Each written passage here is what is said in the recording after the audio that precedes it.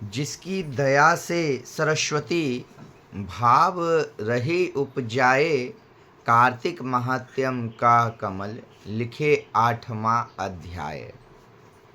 पवित्र कार्तिक मास की हार्दिक शुभकामनाएं।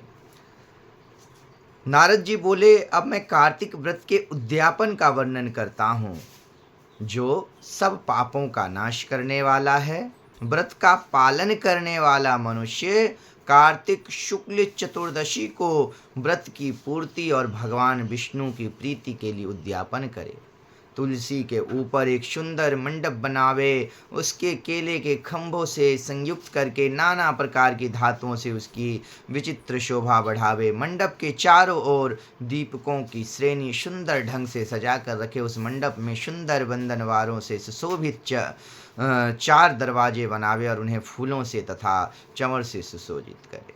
द्वारों पर पृथक पृथक मिट्टी के द्वारपाल बनाकर उनकी पूजा करे। उनके नाम इस प्रकार हैं: जय, विजय, चंड, प्रचंड, नंद, सुनंद, कुमुद और कुमुदाक्ष। उन्हें चारों दरवाजों पर 2-2 के क्रम के स्थापित कर भक्ति पूर्वक पूजन करें। तुलसी की जड़ के समीप 4 रंगों से सुशोभित सर्वतोभद्र मंडल बनावे और उसके ऊपर पूर्ण पात्र तथा पंचरत्न से संयुक्त कलश की स्थापना करें। कलश के ऊपर शंख चक्र गदाधारी भगवान विष्णु का पूजन करें। भक्ति पूर्वक उस तिथि में उपवास करें तथा रात्रि में गीत वाद्य कीर्तन आदि मंगलमय आयोजन के साथ जागरण करें। जो भगवान विष्णु के लिए जागरण करते समय भक्ति पूर्वक भगवत संबंधी पदों का गान करते हैं, वो सैकड़ों जन्मों के पाप राशि से मुक्त हो जाते हैं। जो मनुष्य भगवान में निमित्त जागरण करके रात्रि भर भगवान का कीर्तन करते हैं, उनको असंख्य गोदान का फल मिलता है। जो मनुष्य भगवान की मूर्ति के सामने नृत्य गान करते हैं, उनके अनेक जन्मों के एकत्रित पाप नष्ट हो जाते हैं। जो भगवान के सम्मुख बैठकर कीर्तन करते हैं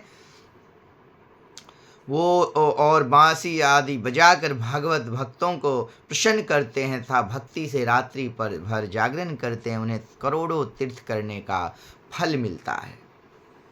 उसके बाद पूर्णमासी में एक सपत्नीक ब्राह्मण को निमंत्रित कर प्रातः काल स्नान और देव पूजन करके वेदी पर अग्नि का स्थापना करके भक्ति पूर्वक ब्राह्मणों का पूजन करें, उन्हें यथाशक्ति दक्षिणा दें। फिर उनसे इस प्रकार क्षमा प्रार्थना करें, अब सब लोगों की अनुकंपा से मुझ पर भगवान सदैव प्रसन्न रहें। इस व्रत को करने से मेरे 7 जन्मों के किए हुए पाप नष्ट हो जाएं और सभी मनोकामनाएं पूर्ण हो। मेरी मृत्यु के पश्चात मुझे अतिशय दुर्लभ विष्णु लोक की प्राप्ति हो। पूजा की समस्त वस्तुओं के साथ गाय भी गुरु को दान में दें। उसके पश्चात घर वालों और मित्रों के साथ स्वयं भोजन करें।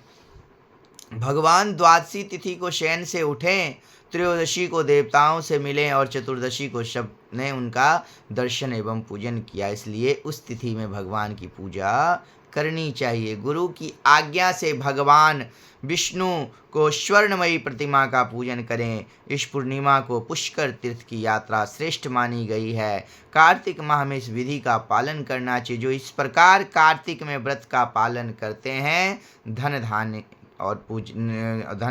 और पूजनीय हैं, उन्हें उत्तम फल की प्राप्ति होती है। जो भगवान विष्णु की भक्ति में तत्पर हो कार्तिक में व्रत पालन करते हैं, उनके शरीर में स्थित सभी पाप तत्काल नष्ट हो जाते हैं। जो श्रद्धा पूर्वक कार्तिक के उद्यापन का महात्म्य सुनाता है, वह भगवान विष्णु के सायुज्य प्राप्त करता है। बोले बांके बिहारी लाल की जय।